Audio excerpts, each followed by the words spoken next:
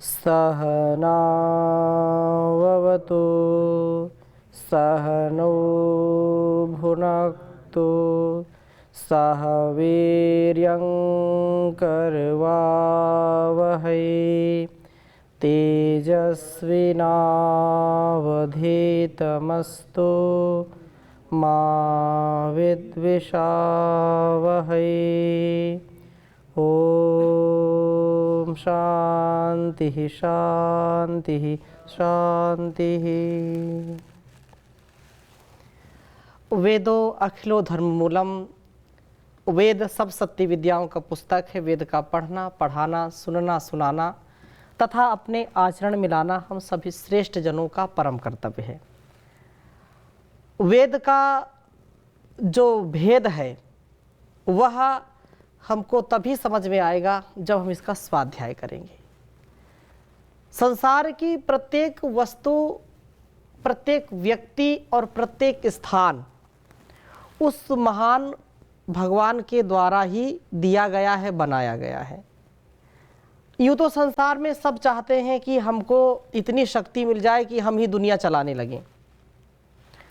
ऐसा विचार लोग करते हैं, परंतु इतना सामर्थ्य संसार में किसी भी व्यक्ति के अंदर नहीं है जो इस संसार को चला सके। संसार की बात छोड़िए, अपना शरीर भी व्यक्ति चला नहीं सकता है। रात भर व्यक्ति सोता है और रात में हृदय को चलाने वाला कौन है? श्वासों को चलाने वाला कौन है? पाचन तंत्र अपना काम कर रहा है, कभी ये फैक्ट्री बंद नहीं होती। कौन चला रहा है? अगर मनुष्य को बोल दिया जाए ठीक है तुम स्वतंत्र हो तो चलाओ, और वो थोड़ी थोड़ी बात में नाराज हो जाए, बोले मैं हृदय धड़काता ही नहीं है, और या तो चलाते चलाते ही सो जाए, तो कौन धड़काएगा बताओ? भोजन कौन पचाएगा?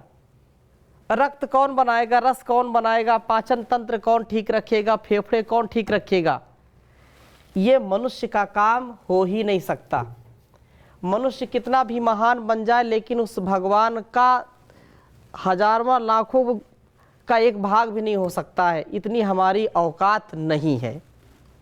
फिर भी हमको इतना अहंकार हो जाता है कि लगता है कि हम ही संसार के सबसे श्रेष्ठ हैं, हम ही पृथ्वी चला रहे हैं, पूरा ब्रह्मांड हम ही धारण किए हुए हैं, जबकि यह होता नहीं है।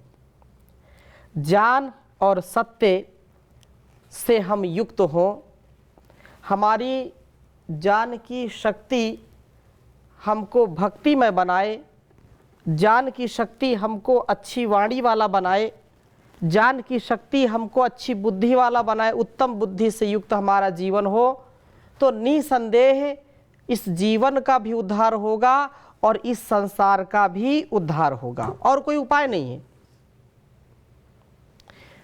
उद्धार का एक ही उपाय है कि हम यथायोग व्यवहार करें और जो यथार्थ है उसको समझ लें।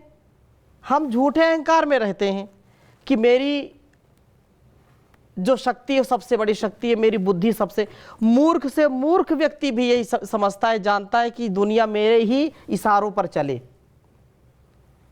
मानते हैं कि नहीं? कोई भी संसार में नहीं अपने आप को मानता कि मैं मूर्ख हूं, मैं अल्पज्ञ हूं, मैं अज्ञानी हूं। सब जानते हैं, कहते हैं, कहीं पर भी कोई बात हो सबसे पहले वो सलाह देने पहुंच जाएंगे कि इसको ऐसे कर लो। हाँ, सब मशविरा देने, सलाह देने पहुंचते हैं। अपने आप को यदि हम संभाल लें तो सारा संसार अपने आप संभल जाएगा।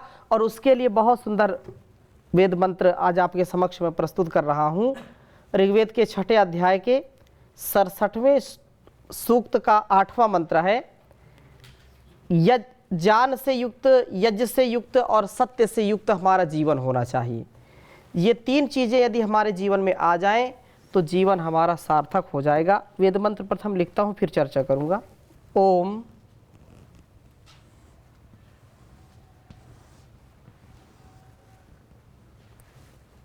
ता जिह्वया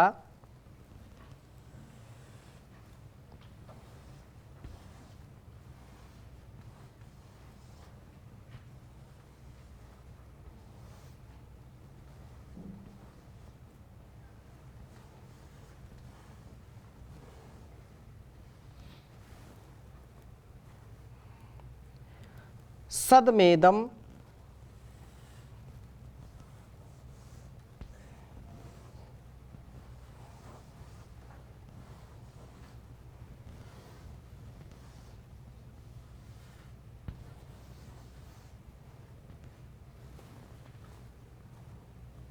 सुमेधा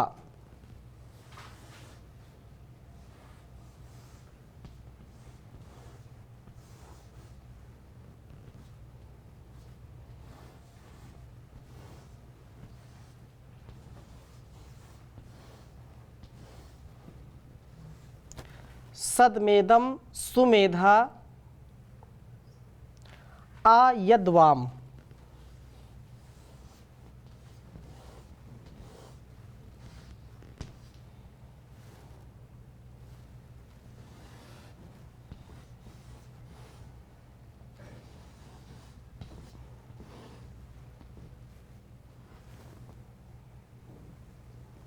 सत्यो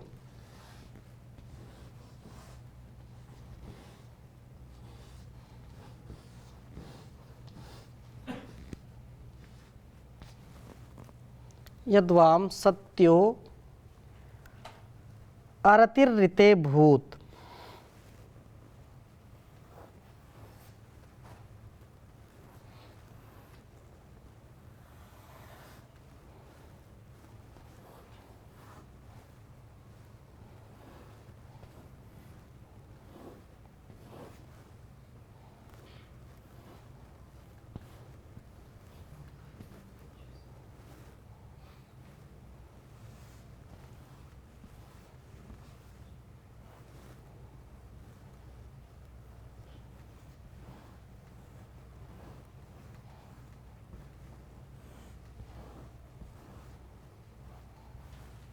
अरतिर्ऋते भूत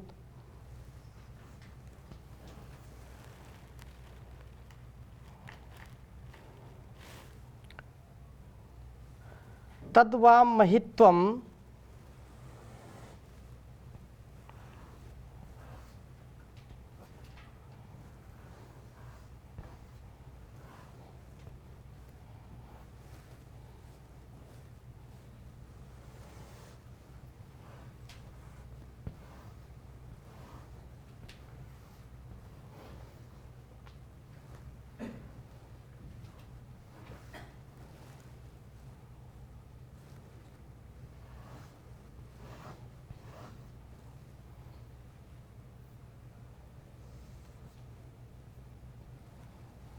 महित्वम घृतान्न वस्तु।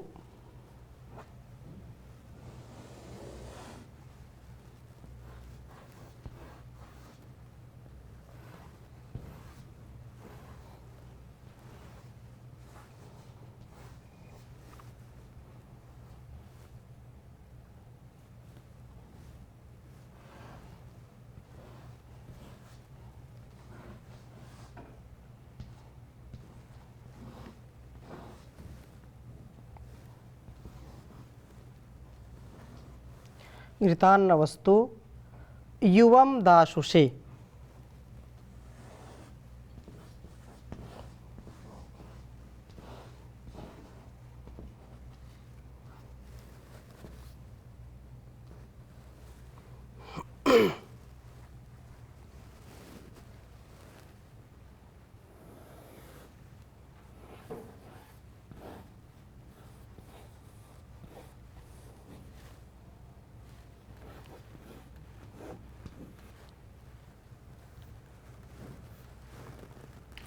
दाशुषे विचैष्टम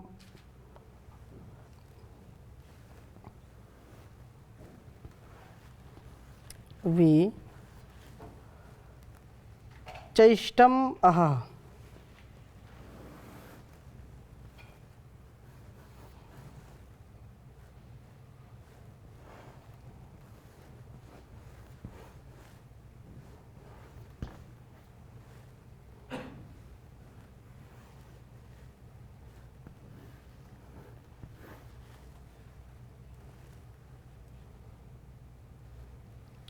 विचयिष्टम अह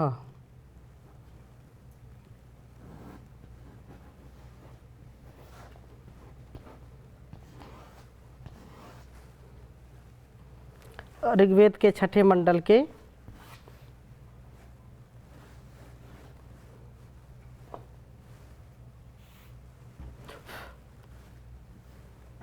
67वें सूक्त का 8वां मंत्र है। ओम ताजिह्वया सदमेदं सुमेधा आयद्वां सत्यो अरतिर्ऋते भूत तद्वां महित्वं घृतान्नावस्तु युवं दाशुषे विचैष्टमभिः। ओम ताजिह्वया सदमेदं सुमेधा आयद्वां सत्यो अरतिर्ऋते भूत तद्वां महित्वं घृतान्नावस्तु युवं दाशुषे विचैष्टम अह। बहुत सुंदर भाव इस वेद मंत्र का है। कहा कि सुमेधा, सुमेधा नाम ही समझते हैं आप, सु अच्छी, सुंदर, विशेष, मेधा जो बुद्धि है। सुमेधा मतलब अच्छी बुद्धि, उन्नत बुद्धि, उत्तम हमारा जो वैचारिक जो यंत्र है, विचार का जो यंत्र है, तो उत्तम बुद्धि वाला जो पुरुष, सुमेधाः सदम सदा, जिह्वया अपनी जिह्वा से, बहुत सुंदर भाव है, सुमेधा जिह्वया, जो अच्छी बुद्धि वाला व्यक्ति है, निर्मल बुद्धि वाला व्यक्ति है, वो अपनी जिह्वा से, अपनी वाणी से, ता उन मित्र और वरुण से, इदम इस प्रकार से मंत्र में जो वर्णित है, पयः आप्यायित करने वाले जान दुग्ध को आयाचते मांगता है। स्नेह व निर्देशता के भाव हमारे ज्ञान का वर्धन करते ही हैं, क्योंकि यत वाम अरति ही, आपका जो अभिगंता, आपको प्राप्त होने वाला यह उपासक, सत्य सत्य व्यवहार वाला तथा ऋते सदा आपका प्रियाचरण करने वाला, यज्ञों में चलने वाला भूत होता है। हे घृतान्नव, शरीर में मलों का क्षरण करने वाले तथा जान दीप्ति को बढ़ाने वाले अन्न का सेवन करने वाले प्राणापानों, आपकी तत् महित्वम, यद्वाम महित्वम, आपकी महिमा अस्तु सदा हो, आपकी महिमा सदा हो और सदा ही आपकी महिमा बनी रहे। युवम, आप दाशुषे, इस दासवान पुरुष के लिए, जो पाप को विचैष्टम, नष्ट करते हो। जो भी व्यक्ति मित्र और वरुण के लिए अपने को दे डालता है, मित्र और वरुण उसके पाप को विनष्ट कर देते हैं। भाव अब समझने का प्रयास करिए। वेद मंत्र का भाव ये है कि जो बुद्धिमान व्यक्ति होगा, उसको सबसे पहला जो साधन है व्यवहार का, वाणी, जिह्वा। जिह्वा सबसे पहला व्यवहार कहाँ से होता है? जिह्वा से। और व्यक्ति के व्यक्तित्व का पता चल जाता है एक वाक्य बोलने से कि कैसा व्यक्ति है ये। जो बुद्धिमान लोग होते हैं वो उसके व्यवहार से और उसके आचरण से पता चलता है कैसा, लेकिन जब तक वो बोलता नहीं तब तक उसके अंदर क्या है पता नहीं चलता है। वाणी हमारे जो यह वाणी की अभिव्यक्ति व्यक्ति के व्यक्तित्व का दर्पण है। वाणी की अभिव्यक्ति क्या है? व्यक्ति के व्यक्तित्व का दर्पण है। और इसलिए जो बुद्धिमान व्यक्ति होता है वो वाणी की निर्मलता, वाणी की सफलता, वाणी का ही सबसे जो प्रभाव संसार में होता है वह मांगता है कि मुझको ऐसी श्रेष्ठ वाणी दीजिए, प्रेम से भरी, प्रेम से सनी हुई वाणी दीजिए, कठोरता नहीं, मधुरता से। बात की ही करामात है संसार में, है कि नहीं। बड़े बड़े वक्ता, बड़े बड़े जो बोलने वाले, स्वामी जी महाराज बोलते हैं तो हजारों लाखों करोड़ों लोग उनकी बातों को सुन करके मरने मिटने के लिए तैयार हो जाते हैं, होते कि नहीं। पहले भी हमने इतिहास में देखा, हमारे जो स्वतंत्रता सेनानी होते थे, बातों से ही तो लोगों को, तुम मुझे खून दो मैं तुम्हें आज़ादी दूंगा। हजारों की संख्या में लोग जय हिंद और उस जो है आज़ाद हिंद फौज में भर्ती हो गए कि नहीं। वाणी का कितना प्रभाव है, वाणी से ही सारा कार्य होता है। इसलिए यहाँ पर कहा है कि जो सुमेधा उत्तम बुद्धि वाला पुरुष है वो सदा अपनी जीभ को नियंत्रण में रखते हुए वाणी का प्रयोग करता है।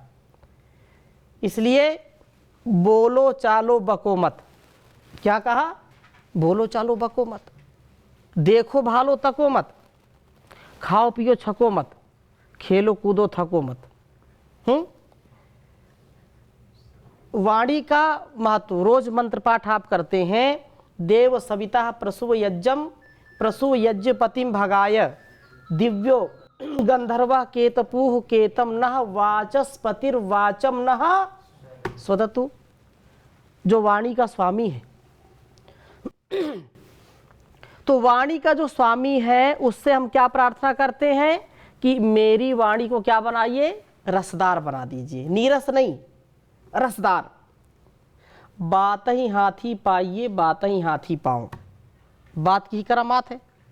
पहले क्या होता था, राजा महाराजा के यहाँ लोग जाते थे और अपनी कथा सुनाते थे, कविता सुनाते थे, बड़े बड़े वाक्य सुनाते थे, रचनाएं सुनाते थे। राजा प्रसन्न हो जाता था उनकी बात पर तो खूब धन दौलत दे देता था, हाथी घोड़े दान में दे देता था। और राजा नाराज हो गया एक बात में तो जो हाथी दान में देने वाला था उसी हाथी के पैर के नीचे उसको कुचला देता था, मृत्युदंड दे देता था। तो बात ही हाथी पाइए बात ही हाथी पाओ, बात की करामात है ना। तो वाणी का दोष नहीं होना चाहिए, वाणी हमारी अच्छी हो। तो ये एक प्रार्थना है। सारे आभूषण क्षीण हो जाते हैं, सोना चांदी हीरा मोती कितना भी कोई लाद ले, लेकिन वाणी अच्छी नहीं है तो कोई उसको चाहता नहीं है। वाणी कठोर है, कर्कश है, जब बोले तभी झगड़ा।